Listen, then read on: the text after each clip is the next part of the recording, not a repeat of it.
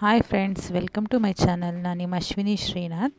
ಇದು Thursday morning vlog. ನಾನು ಸ್ವಲ್ಪ ಕಾಫಿ ಕುಡಿದು ಕೆಲಸ ಸ್ಟಾರ್ಟ್ ಮಾಡೋಣ ಅಂತ ಅಂದ್ಕೊಂಡೆ. ಸೊ ತಿಂಡಿಗೆ ಕಡುಬು ಮಾಡ್ಕೊಂಡಿದ್ದೆ.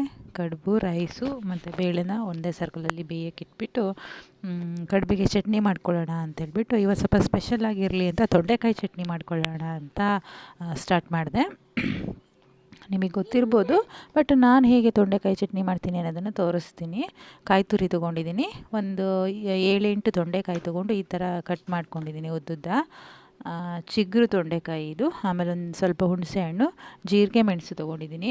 ಇದು ಜೀರಿಗೆ ಮೆಣಸು ಸೀಸನಲ್ಲಿ ನಾವು ಕುಯ್ದು ಬಿಸಿಲಿಗೆ ಒಣಗಿಸ್ಬಿಟ್ಟು ಅನ್ಸೀಸನಲ್ಲಿ ಯೂಸ್ ಆಗುತ್ತೆ ಅಂತ ಹೇಳ್ಬಿಟ್ಟು ಒಂದು ಬಾಕ್ಸಿಗೆ ಹಾಕಿಟ್ಕೊಂಡಿದ್ವಿ. ಒಣಗಿರುತ್ತೆ ಇದು. ಸೊ ಜೀರಿಗೆ ಮೆಣಸು ತುಂಬ ಚೆನ್ನಾಗಿರುತ್ತೆ. ನಿಮ್ಗೆ ಎಷ್ಟು ಬೇಕೋ ಅಷ್ಟು ನೋಡಿ ಖಾರ ಹಾಕ್ಕೊಳ್ಳಿ. ಕೊತ್ತಂಬರಿ ಸೊಪ್ಪು, ಈರುಳ್ಳಿ. ಬನ್ನಿ ಇದು ಹೇಗೆ ಮಾಡೋದು ಅಂತ ನೋಡೋಣ. ಒಂದು ಪಾತ್ರೆಗೆ ಆಯಿಲ್ ಹಾಕ್ಕೊಂಡು ಸ್ವಲ್ಪ ಬಿಸಿ ಆದ ನಂತರ ಅದಕ್ಕೆ ನಾವು ತೊಂಡೆಕಾಯಿ ಹೆಚ್ಕೊಂಡು ಇಟ್ಕೊಂಡಿರ್ತೀವಲ್ಲ ಅದನ್ನು ಹಾಕಬೇಕು. ಹಾಕಿ ಚೆನ್ನಾಗಿ ಫ್ರೈ ಮಾಡಬೇಕು. ತೊಂಡೆಕಾಯಿ ಕಂದು ಬಣ್ಣಕ್ಕೆ ಬರಬೇಕು, ಆ ಥರ ಫ್ರೈ ಮಾಡಬೇಕು. ಅದ್ರದ್ದು ಹಸಿ ಸ್ಮೆಲ್ಲೆಲ್ಲ ಹೋಗಬೇಕು. ಚೆನ್ನಾಗಿ ಫ್ರೈ ಮಾಡಬೇಕು. ಆಮೇಲೆ ಅದಕ್ಕೆ ಜೀರಿಗೆ ಮೆಣಸು ಸೇರಿಸ್ತಾ ಇದ್ದೀನಿ. ನೀವು ಜೀರಿಗೆ ಮೆಣಸಿಲ್ಲ ಅಂತಂದರೆ ಹಸಿರು ಮೆಣಸಿನ್ಕಾಯಿ ಕೂಡ ಸೇರಿಸ್ಕೋಬೋದು. ನೀವು ಡೈಲಿ ಚಟ್ನಿಗೆ ಯಾವ ಖಾರನ ಯೂಸ್ ಮಾಡ್ತೀರೋ ಅದನ್ನೇ ಹಾಕ್ಕೋಬೋದು, ಏನು ತೊಂದರೆ ಇಲ್ಲ. ಸೊ ನಾನು ಜೀರಿಗೆ ಮೆಣಸು ಯೂಸ್ ಮಾಡಿದ್ದೀನಿ. ಇದು ಚೆನ್ನಾಗಿ ಫ್ರೈ ಆದಮೇಲೆ ಆಫ್ ಮಾಡಿಕೊಂಡು ತಣ್ಣಗಾದಮೇಲೆ ಕಾಯಿ ತುರಿ, ಹುಣಸೆ ಹಣ್ಣು, ಕೊತ್ತಂಬರಿ ಸೊಪ್ಪು, ಈರುಳ್ಳಿ ಮತ್ತು ಇದು ತೊಂಡೆಕಾಯಿ ನಾವು ಹುರಿದಿಟ್ಕೊಂಡಿದ್ವಲ್ಲ ಅದು ತಣ್ಣಗಾಗಿರುತ್ತಲ್ಲ, ಸೊ ಅದನ್ನು ಹಾಕಿಬಿಟ್ಟು ರುಬ್ಕೊಂಬರಬೇಕು. ಚೆನ್ನಾಗಿ ನೈಸಾಗಿ ರುಬ್ಬಬೇಕು.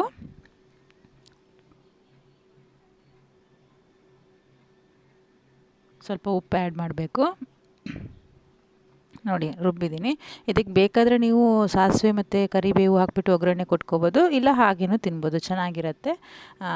ತೊಂಡೆಕಾಯಿ ಚೆನ್ನಾಗಿ ಬೆಳೆದಿದ್ರೆ ಇದು ಗ್ರೀನ್ ಕಲರ್ ಬರುತ್ತೆ ಚಟ್ನಿ. ನಾನು ತೊಗೊಂಡಿರೋ ತೊಂಡೆಕಾಯಿ ಚಿಗುರಿರೋದ್ರಿಂದ ಸ್ವಲ್ಪ ಈ ಕಲರ್ ಬಂದಿದೆ.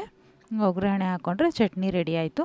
ಸೊ ಮತ್ತು ಮಧ್ಯಾಹ್ನಕ್ಕೆ ಸಾಂಬಾರು ಮಾಡಿಬಿಡೋಣ, ಸ್ವಲ್ಪ ಆಚೆ ಹೋಗೋಕ್ಕಿತ್ತು ಅಂತೇಳಿ ಹರವೆ ಸೊಪ್ಪು ತೊಗೊಂಡು ಚೆನ್ನಾಗಿ ತೊಳೆದು ಅದಕ್ಕೆ ಬೇಯಿಸಿಟ್ಕೊಂಡಿದ್ನಲ್ಲ ಅದನ್ನು ಬೇಳೆ ಹಾಕಿಬಿಟ್ಟು ಸ್ವಲ್ಪ ಉಪ್ಪು ಹಾಕಿಬಿಟ್ಟು ಇದಕ್ಕೆ ಎಷ್ಟು ಬೇಕೋ ಅಷ್ಟು ನೀರನ್ನು ಹಾಕಿಬಿಟ್ಟು ಒಲೆ ಮೇಲೆ ಇಟ್ಟೆ. ಅದಕ್ಕೆ ಮಸಾಲೆ ರೆಡಿ ಮಾಡ್ಕೋಬೇಕು.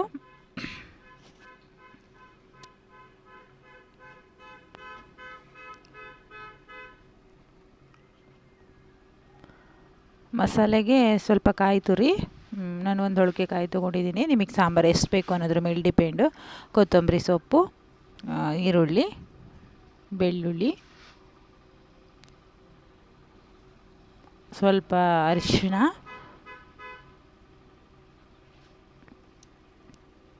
ಖಾರದ ಪುಡಿ, ಆಮೇಲೆ ಸ್ವಲ್ಪ ಧನಿಯಾ ಪುಡಿ ಹಾಕ್ತೀವಿ. ನೀವು ರೆಗ್ಯುಲರಾಗಿ ಎಷ್ಟು ಯೂಸ್ ಮಾಡ್ತೀರೋ ಅಷ್ಟೇ ಯೂಸ್ ಮಾಡ್ಕೊಳ್ಳಿ. ಮಾಮೂಲಿ ಸಾಂಬಾರು ಮಾಡ್ದಂಗೆ ಮಾಡಿದ್ದು, ಬಟ್ ನಾನು ಹೇಗೆ ಮಾಡ್ತಿದ್ದೀನಿ ಅಂತ ತೋರಿಸ್ತಾ ಇದ್ದೀನಿ ಅಷ್ಟೇ. ಆಮೇಲೆ ಉದ್ದು, ಮೆಂತ್ಯ, ಜೀರಿಗೆನ ಹುರಿದಿಟ್ಕೊಂಡಿದ್ದೆ, ಅದನ್ನು ಹಾಕ್ಬಿಟ್ಟು ಚೆನ್ನಾಗಿ ನೈಸ್ ಮಾಡಿಕೊಂಡು ನೋಡಿ ಈ ಥರ ಕುದೀತಾ ಇತ್ತು. ನಾನು ಆವಾಗಲೇ ಒಲೆ ಮೇಲೆ ಇಟ್ಟಿದ್ದು. ಅದಕ್ಕೆ ಖಾರ ಹಾಕ್ಬಿಟ್ಟು ಒಂದು 10 ನಿಮಿಷ ಕುದಿಸಿ ಆಮೇಲೆ ಒಗ್ಗರಣೆ ಹಾಕ್ಬಿಟ್ಟು ಇಳಿಸಿದೆ. ಅಲ್ಲಿಗೆ ಸಾಂಬಾರು ರೆಡಿ ಆಯಿತು. ಆಮೇಲೆ ಮಕ್ಕಳಿಗೆ ನಾವು ಮಜ್ಜಿಗೆ ಯೂಸ್ ಮಾಡಲ್ಲ, ಮೊಸರು ಯೂಸ್ ಮಾಡ್ತೀವಿ. ಇಬ್ಬರು ಮಕ್ಕಳಿಗೆ ಎಷ್ಟು ಬೇಕೋ ಅಷ್ಟು ಮೊಸರು ತೆಗೆದುಬಿಟ್ಟು ಎತ್ತಿಡ್ತೀನಿ. ನಾವೆಲ್ಲ ಮಜ್ಜಿಗೆ ಮಾಡ್ಕೋತೀವಿ. ಮೊಸರಿಗೆ ಸ್ವಲ್ಪ ನೀರು ಹಾಕಿ ಅದನ್ನು ಒಂದು ಬಾಟಲ್ಗೆ ಪ್ಲಾಸ್ಟಿಕ್ ಬಾಟಲ್ಗೆ ಹಾಕ್ಬಿಟ್ಟು ದುಡುಪ್ತೀವಿ. ಈ ಥರ ಶೇಕ್ ಮಾಡ್ತೀವಿ. ಅದರಿಂದ ಅಲ್ಪ ಸ್ವಲ್ಪ ಬೆಣ್ಣೆ ಬರುತ್ತೆ. ಇವಾಗ ನಮ್ಮ ಮನೇಲಿ ಜಾಸ್ತಿ ಹಾಲಿಲ್ಲ, ಸೊ ಹೋಗೋಕೆ ಚೂರು ಬೆಣ್ಣೆ ಬರುತ್ತೆ. ಅದನ್ನು ಆವತ್ತೇ ಹೇಳಿದ್ನಲ್ಲ ನಾನು, ಒಂದು ವಾರಕ್ಕಾಗಲಿ ಒಂದು 15 ದಿನಕ್ಕಾಗಲಿ ಕಾಯಿಸ್ಕೊಂಡು ಸ್ವಲ್ಪ ತುಪ್ಪ ಮಾಡ್ಕೋತೀವಿ ಮಕ್ಕಳಿಗೋಸ್ಕರ. ದೊಡ್ಡವನು ನಾನು ಮಜ್ಜಿಗೆ ಕಟ್ಕೊಡ್ತೀನಿ ಅಂತ ಇಸ್ಕೊಂಡ ನನ್ನ ಮಗಳು ಅದೇ ಥರ ಯಾವುದೋ ಒಂದು ಬಾಟ್ಲ್ ಇಟ್ಕೊಂಡು ಅದೇ ಥರ ಇಮಿಟೇಟ್ ಮಾಡ್ತಾಯಿದ್ದಾಳೆ. ಸೊ ಅವ್ನು ಕಡ್ದು ಕೊಟ್ಟ. ಆಮೇಲೆ ನಾನು ನೋಡಿ ಹಾಕ್ತಾಯಿದ್ದೀನಿ. ನೋಡಿ ಸ್ವಲ್ಪನೇ ಹಾಲಿದ್ರೂ ನಮ್ಮ ಮನೇಲಿ ಬೆಣ್ಣೆ ಚೆನ್ನಾಗಿ ಬರುತ್ತೆ. ಯಾಕೆ ಅಂತಂದರೆ ನಾವು ಹಾಲನ್ನು ಕೆಂಡದ ಒಲೆಯಲ್ಲಿ ಕಾಯಿಸ್ತೀವಿ. ಕೆಂಡದ ಮೇಲೆ ಇಟ್ಟು ಕಾಯಿಸೋದ್ರಿಂದ ಹಾಲಿನ ಕೆನೆ ಬರುತ್ತೆ. ಸೊ ಹಾಲಿನ ಕೆನೆ ಚೆನ್ನಾಗಾದರೆ ಆಟೋಮೆಟಿಕ್ಲಿ ಬೆಣ್ಣೆನೂ ಚೆನ್ನಾಗಿ ಬರುತ್ತೆ. ನಾವು ಇದನ್ನು ಫ್ರಿಜ್ಜಲ್ಲಿ ಸ್ಟೋರ್ ಮಾಡಿಟ್ಟು 15 ದಿನಕ್ಕೊಮ್ಮೆ ಇಲ್ಲ ವಾರಕ್ಕೊಮ್ಮೆ ಕಾಯಿಸ್ಕೋತೀವಿ. ಇದೆಲ್ಲ ಆದಮೇಲೆ ಸ್ವಲ್ಪ ಮೆಣಸಿನ್ಕಾಯಿ ತೊಟ್ಟು ತೆಗಿಯೋದಿತ್ತು ಅಂತ ಹೇಳಿಬಿಟ್ಟು ನಾನು ಮತ್ತು ನಮ್ಮಮ್ಮ ಇಬ್ಬರು ಮೆಣಸಿನ್ಕಾಯಿ ತೊಟ್ಟು ತೆಗಿಯೋಕ್ಕೆ ಕೂತ್ಕೊಂಡ್ವಿ. ನನ್ನ ಮಗ ಸ್ಕೂಲಿಗೆ ಹೋಗಿದ್ದ, ನನ್ನ ಮಗಳು ಇಲ್ಲೇ ಆಟ ಆಡ್ತಾಯಿದ್ದಾಳೆ. ತೋರಿಸ್ತೀನಿ. ಸೊ ಒಂದು ಇಂಪಾರ್ಟೆಂಟ್ ಮೆಸೇಜ್ ಹೇಳೋದಿತ್ತು. ನಾಳೆ ಅಂತಂದರೆ ಮಾರ್ಚ್ 3ನೇ ತಾರೀಕು ಭಾನುವಾರ ಪೋಲಿಯೋ ಲಸಿಕೆ ಇದೆ. ನಿಮ್ಮ ಹತ್ತಿರದ ಅಂಗನವಾಡಿ ಕೇಂದ್ರದಲ್ಲಿ, ಆರೋಗ್ಯ ಕೇಂದ್ರಗಳಲ್ಲಿ ಪೋಲಿಯೋ ಲಸಿಕೆನ ಹಾಕ್ತಾರೆ. ನಿಮ್ಮ ಮನೆಯಲ್ಲಿ ಯಾರಾದರೂ 5 ವರ್ಷದ ಒಳಗಿನ ಮಕ್ಕಳಿದ್ದರೆ ದಯವಿಟ್ಟು ಹೋಗಿ ಪೋಲಿಯೋ ಲಸಿಕೆನ ಹಾಕ್ಕೊಳ್ಳಿ. ನಮ್ಮ ಮಕ್ಕಳನ್ನ ನಾವು ಪೋಲಿಯೋ ಆಗೋದ್ರಿಂದ ಕಾಪಾಡ್ಕೊಳ್ಳೋಣ. ಸೊ ಪರ್ಮ್ನೆಂಟಾಗಿ ಪೋಲಿಯೋ ಬಂದರೆ ಪರ್ಮ್ನೆಂಟಾಗಿ ಅಂಗವಿಕಲರಾಗ್ಬಿಡ್ತಾರೆ. ಸೊ ಅದನ್ನು ನಾವು ತಡೆಗಟ್ಟೋಣ. ನಮ್ಮ ಮಕ್ಕಳನ್ನು ನಾವು ಅಂಗವಿಕಲತೆಯಿಂದ ಕಾಪಾಡೋದ್ರ ಮೂಲಕ ನಮ್ಮ ದೇಶದಲ್ಲಿ ಪೋಲಿಯೋ ಅನ್ನೋದನ್ನು ಸಂಪೂರ್ಣವಾಗಿ ನಿರ್ಮೂಲನೆ ಮಾಡೋಣ.